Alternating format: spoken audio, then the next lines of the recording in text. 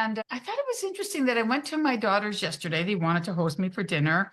And my daughter wanted my grandbaby to get out of her hair for a couple of minutes. So she said, come take her to the park.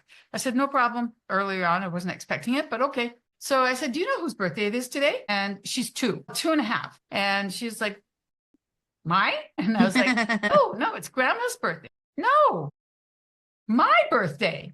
And I was like, no, grandma's birthday. So this went on for a while. And I thought to myself, geez, this is very interesting that she's insistent on it being her birthday. And I said to my daughter, get me a couple of balloons. I could use it for tomorrow. And balloons associate, kids associate birthdays with balloons very much. Maybe she'll get it through her head that way when she sees me leaving the house with some of the balloons. She goes, okay. So when I was at her house and she very clearly said, Grandma, my birthday, Sammy's birthday. I said to her, I'll share my birthday with you.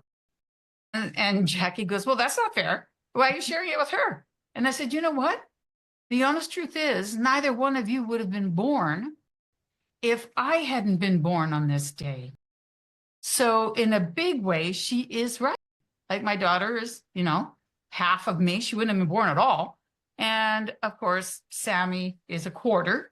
And I just thought to myself, how interesting that indeed the birth of the three of us has a lot to do with today. That was yesterday. So I am going to look at birthdays a little differently from now on.